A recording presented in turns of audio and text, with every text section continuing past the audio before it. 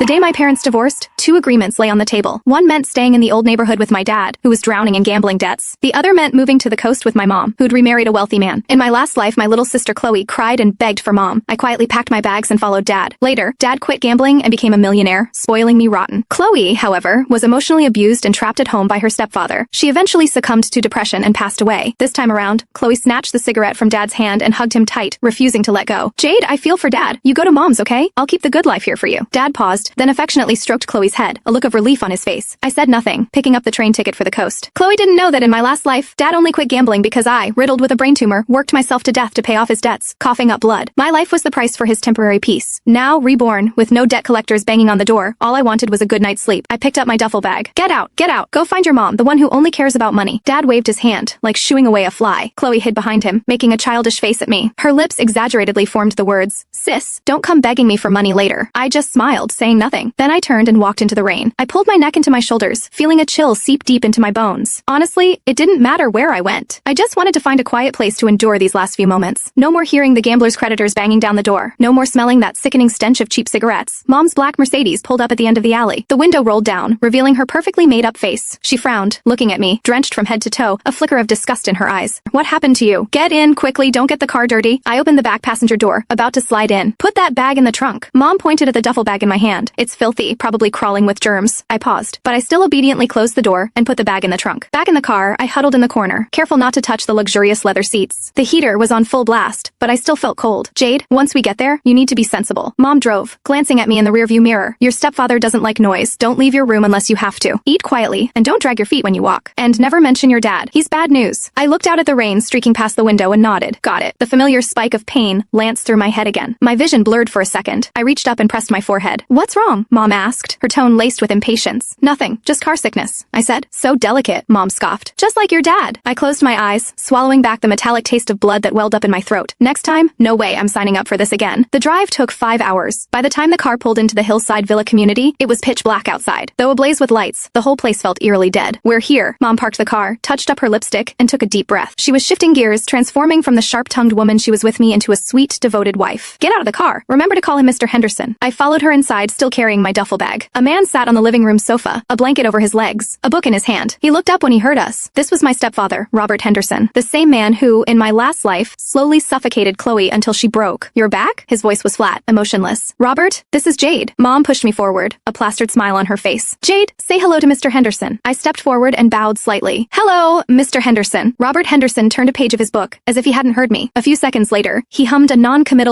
Click the link in my bio to get the full story for free.